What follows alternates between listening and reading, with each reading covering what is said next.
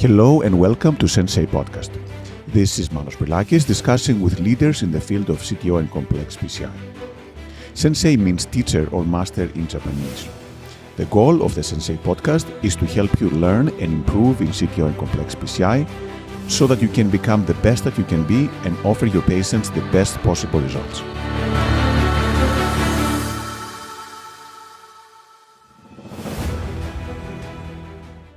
Hello and welcome to Sensei Podcast. It is my great pleasure to introduce our guest today, Dr. Kenya Nasu from Mie Heart Center in Japan, a world-renowned CTO operator, great friend.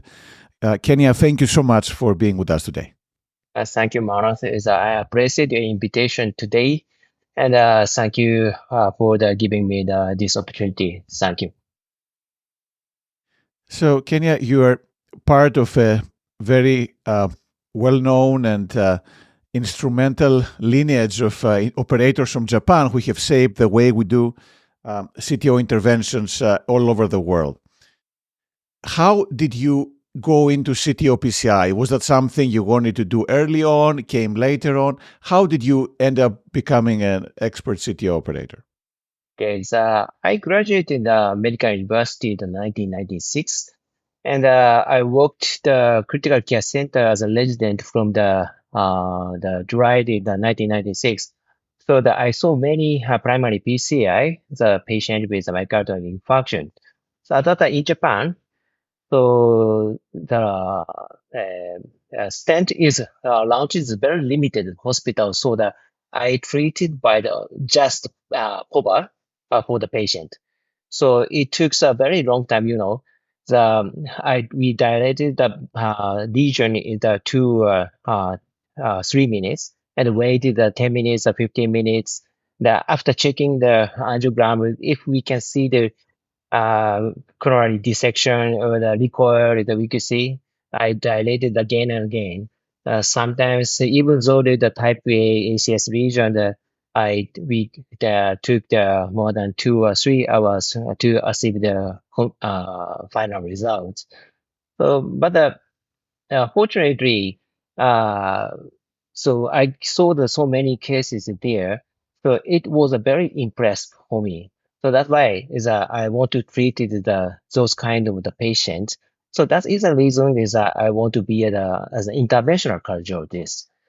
And as a CTO operators, fortunately, in 1990s, there is no fellowship educational course to become the interventional cardiologist in Japan.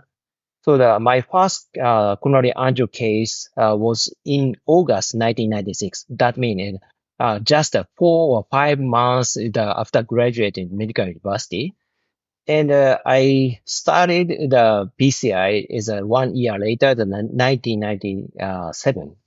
So fortunately, I could start my career as an interventional cardiologist in a very early period. On the other hand, in Japan, the 1990s Japan CTO Club and the CCD meeting have been started. So I frequently see the skillful operators live demonstration, including the Dr. Kato, Dr. Suzuki, and the late Tamai. So I simply admire the famous those CTO operator. That's why I want to be the CTO operators. And then how did you learn? I know that, in Japan, there's again many very expert operators who developed many of the things we use today. Did you work with them? How did you actually learn to do the CTO procedures? Yes. So basically, the social situations are a little bit different compared with other country. So our schedules, the stent launching is very behind it compared to other country. But even though in the 1990s, so hard guide wire with the microcatheter, including the IVAS, so some devices to access the CTO region is available in Japan and is covered by the insurance. So in a daily clinical practice, we can touch the CTO region, but very easily. But there is a technical issue is a little bit different. But we can do the CTO intervention very easy in daily practice. So that in 1999, I met the Dr. Tsuchigane. But he is my first mentor, and I moved to his hospital in 2002, and I worked with him in the 2 years before coming to the Toyohashi Heart Center. So I saw so many his procedure, and sometimes I treated the CTO cases in his hospital.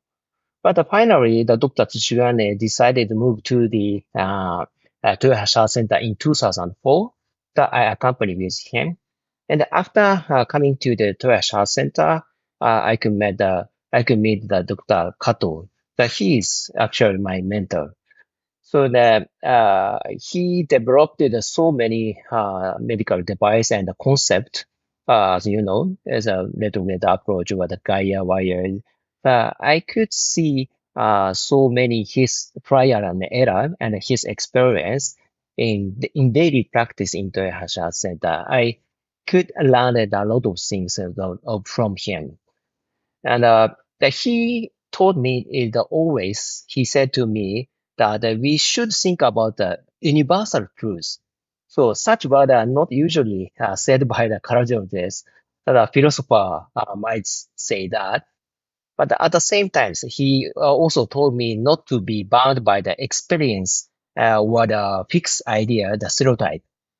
And he told me that to be able to explain everything logically during our procedure in our own word. So that's why finally I learned a lot of things from him. So finally, my understanding PCI is not physical work; it is mental work. So the most important things to think logically procedure and maintain a stable mental state. And we should consider the best approach, especially regarding the safe issues at each step of the procedure. And when we think about the way experience may lead to fixed idea, so we should be independent of our previous experience. Of course, experience sometimes help us. I wish I fully understand. But after doing the something, we should explain our procedure, the reason, the result, in our own world. So I trained in the many years. So finally, I can become the CTO operator. Wonderful. So, and actually, you're absolutely right that being patient is one of the characteristics, I think, of yourself and the Japanese school in general. And I must say, it's not the same in the US. Sometimes we get a little rush and we want to get things done fast. Yeah. How do you train? So I know it's easier to say to be patient, but how do you actually become patient? Is it focusing on the procedure? Is it slowing things down? How do you actually develop this patience and ability to think every step from scratch? So I think is a preparation for the procedure is very important to maintain the mental state. So I always consider about all possibility during the procedure. And also, I usually decided my procedure in detail before procedure. For example, of course, antegrade or retrograde pass, the timing to go to the switch to the approach from the antegrade to the retrograde or the retrograde from the antegrade. And also, which channel is I should select it in the past. And of course, when we stopped the procedure, uh, so everything. So in detail, I decided that before the procedure, and I always try to consider all possibility during the procedure, so that when we can prepare completely. Sometimes I met the expected the situation during the procedure, but we can maintain the mental state. How long do you spend? How much time? Of course, depends on the case, but in general, how long do you spend reviewing the angiogram and planning and preparing for the cases? Mm, so according to the case, sometimes it's a very short time is very enough. But we always usually I think by myself. And also I want to, I'd always share my thinking way with my colleague, the medical staff and my second operators. And so the important things to have the same concept for the treatment. We have the same concept for the patient as a team is very important uh, to achieve the successful results. Perfect. So, in terms of the procedure itself, how do you deal with challenges? Let's say the things don't work out or a complication happens. Do you have any specific ways of handling these issues?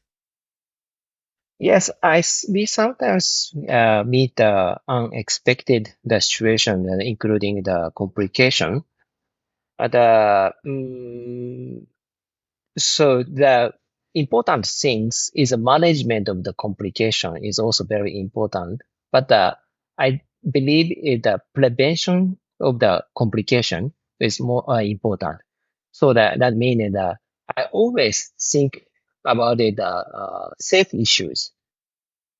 So that I always selected the safer way, not go to the success. So I believe the accumulation of the safer step is achieved to the final successful results. Perfect. And then you obviously do cases all over the world, and there can be challenges. Do you try to adapt? Do you have the specific types of equipment you like to use consistently for every case? Do you change depending on where you are and, of course, the anatomy? How do you decide which equipment to use and which type of strategy to follow for every case? Yes, of course, it depend on the situation. If in my hospital is everything is I can get, but especially in the foreign countries is so for example in India, so I can use the devices very limited, and the information is very less about the patient background for the renal function, the ejection fraction. So yeah, I try to adapt to in the clinical setting as possible I can, but sometimes it's very difficult, of course. Perfect. Now, you've taught many people, again, all over the world. How can you tell if the person you're trying to teach is going to become a good operator when you start working with them? Or is it something that is really hard to tell when you start working with them? Mm, yes, the teaching is very important. One of my topics nowadays.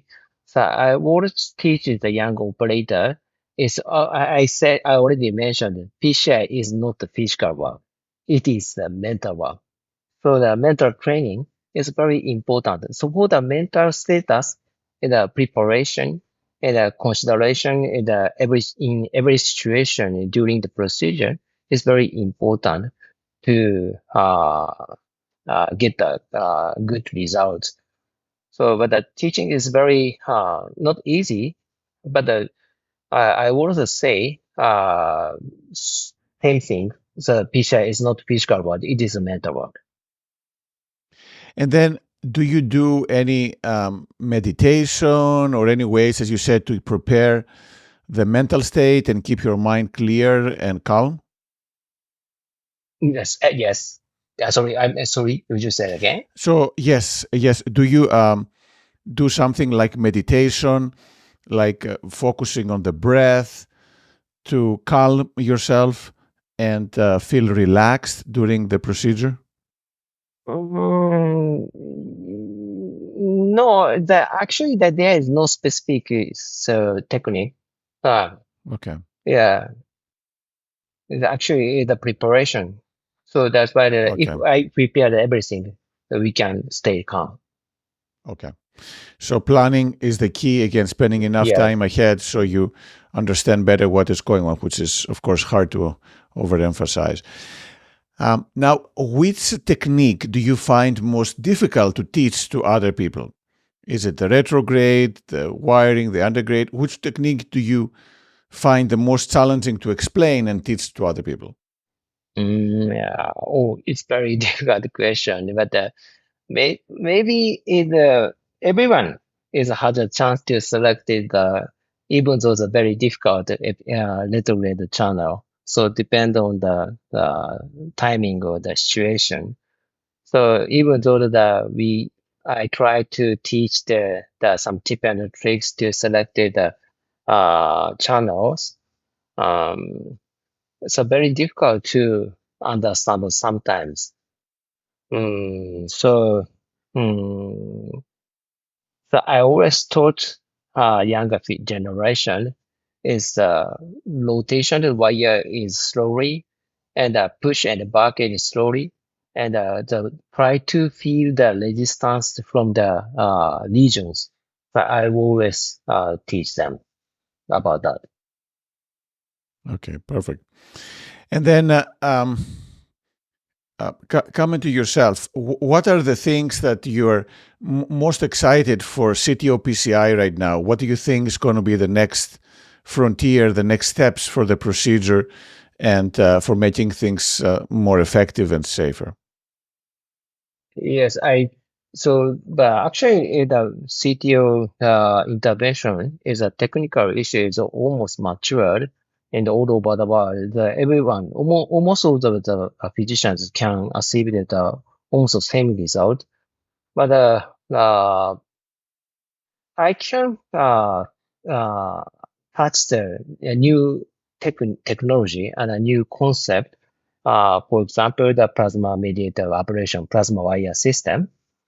So I think the new how technology is uh, can be changing the CTO intervention from now.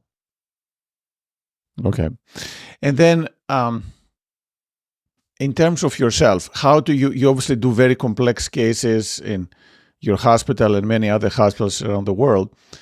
How do you keep in good shape, fit to be able to do all this? Do you exercise? What do you do to stay in good shape? Yes, I sometimes is exercise. I swim the once a week and running the twice or three times in a weeks.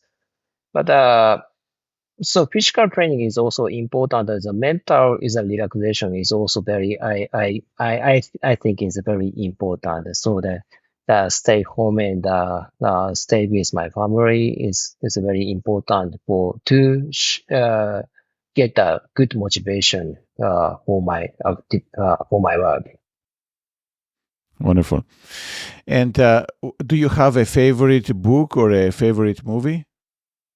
Oh. Yes, I'm sorry that I hardly watch movie. So I watch the movie only in the flight. So nowadays I have a very less chance to go to the other foreign countries. So to see the watching the movie is a very less chance. But I also I have my favorite book, but this is in Japanese. But it's a very famous Japanese novel. So this novel is based on the medical litigation. So I read this novel is the final grade of the high school students.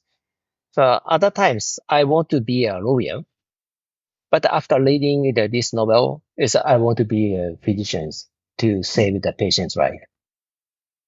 Wow, this is wonderful. And then, do you have any other hobbies or any other things that you like to do in your free time? Yes, actually, I have four boys. The three is a human boys, and one is a black Pomeranian. The black Pomeranian, his name is as a Malo, but he has over 40,000 followers on Instagram. So every day I post his daily life for his followers. This is my I enjoy taking photo and movie on my fourth boys. Wow! Wow! Congratulations. That's a lot of views there. So congratulations. Oh. And then how about how much sleep do you get? Do you get how many hours do you sleep every night? Okay. Actually, I'm a very short sleeper. The 3 hours and 4 hours is enough for daily Oh my is goodness. enough. Goodness. So you work a lot. So that's impressive. Yes, yes, yes. Now, how about the things that you're proud of? What are the things that you're most proud of from all the things that you've done? Mm, yes, but I always proud of my family.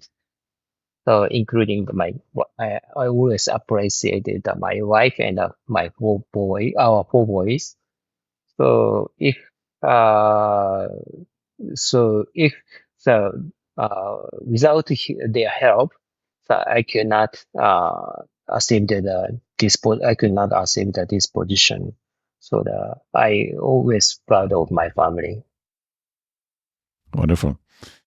And what is the next chapter for you? What are you looking forward to do in the next, let's say, 5, 10 years or so? Yeah, okay. Now we are developing the plasma mediated operation system for the CTO field. So maybe we started the clinical trial in Japan last year, but for launching, we need more 2 or 3 years to launch the plasma-mediated ablation system. But these systems can change it a lot of things especially the integrated approach in the CTO intervention, I believe. Wonderful. So, new technology, and again, I think Japan in general has really created a lot of the things that we use on a day to day. So, I think everyone is very excited to see the plasma wire and how it's going to be implemented into daily practice. Now, in terms of the learning and the process, how long do you think it takes for someone to learn how to become a CTO and complex operator? So it's very difficult question, but time is not important. I already explained experience. Experience is very important, but uh, how uh, can I think uh, the way of the our strategy is if I can make it the good strategy in each case. So we can the so operator is can do the good procedures. So but otherwise, so if the operator that spend a lot of time and spend a lot of cases, but it's very difficult to achieve to become the good operators. So that maybe thinking is in every case, each case is very important. Perfect. And you're right. I mean, every case is different, and there's always Yes. things to learn. Now, when you uh, again do these cases, and you do a lot of live cases as well, do you find the live cases useful as a teaching tool? Are those stressful for the operator and or the patient? How do you see the live cases as a teaching tool for people to learn a CTO and complex PCI? So live case is very important to run the real-time thinking way of the operators. So otherwise we cannot know the real-time operators thinking way.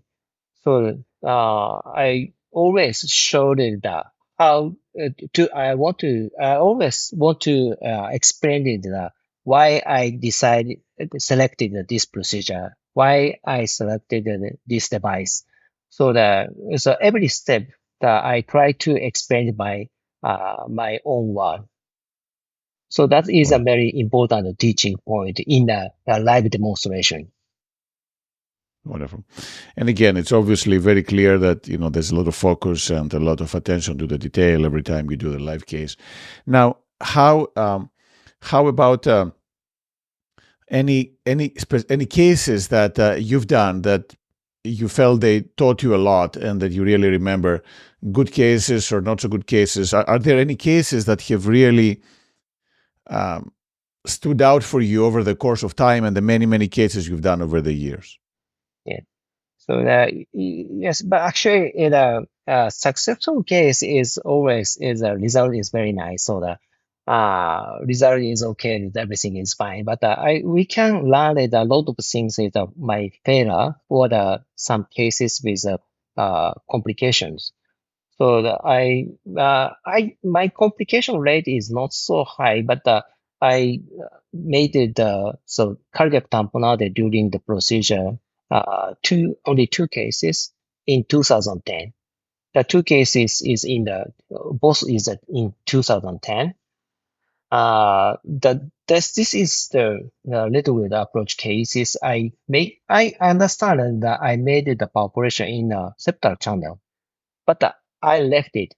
I left them. So this channel perforation finally associated with cardiac tamponade.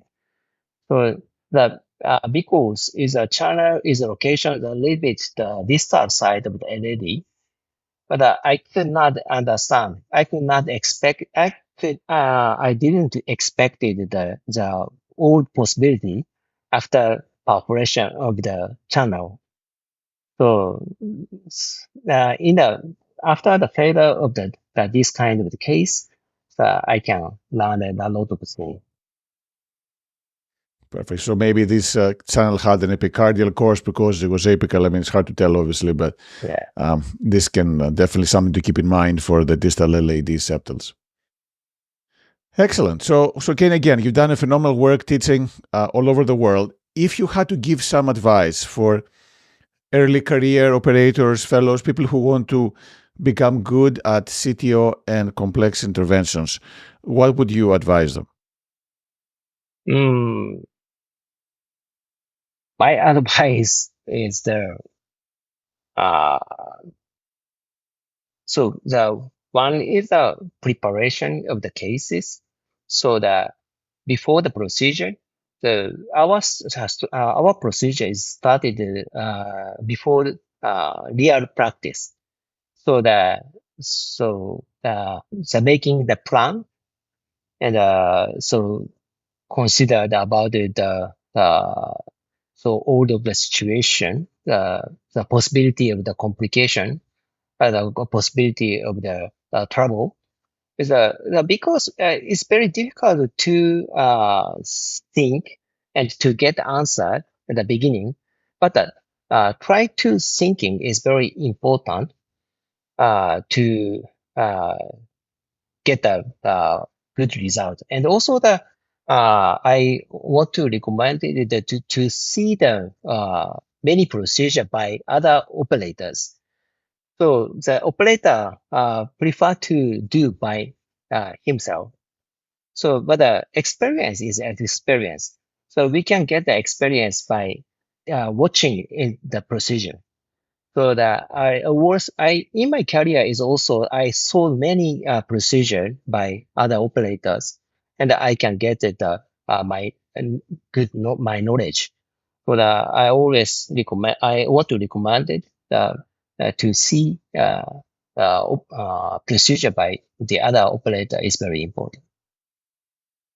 Wonderful. So essentially, watch as many live cases as they can or taped cases, and that always plays a huge role. And I think if it's possible, I know it's not always easy in the US, but other countries scrub with other operators. I think scrubbing with other people can really cross-pollinate and help you understand more how different techniques are applied.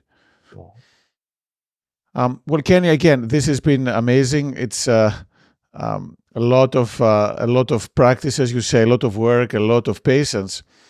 Any advice you have to people about the mental skills? You said preparation is key to develop the mental skills, but still, it seems to me that some people can be very calm, even when things are really going bad, some others less so.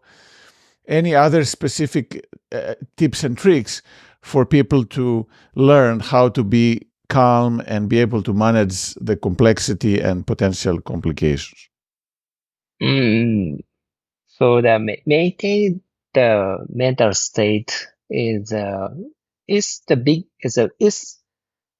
easy for the younger generation. So I think the reason is they uh, did not they cannot expect the result. So the hobby is that I sometimes meet the unexpected situation, the complication or something, but I can expect the final result of the after this kind of the complication. So the one of the things is that less experience the so med to is very less information is associated with the difficulty to keep the mental states. So of course, is experience is by myself is very important to see so many things so we can get the knowledge. And also, if we can know, we can control our mental state, even though in the very difficult situation. Wonderful. So, Kenny, again, thank you so much. Really appreciate it. Any other things that you would like to mention or we didn't touch during this conversation? Yeah, no, thank you very much. Thank you very much for giving me this opportunity today. So I fully enjoyed it. Thank you very much. Again, thank you again, Dr. Nasu. Again, excellent operator and excellent points. And I think for everyone, keeping your mental state in good condition is critical for doing those cases. So, Kenya, thank you so much and congratulations again. Thank you very much.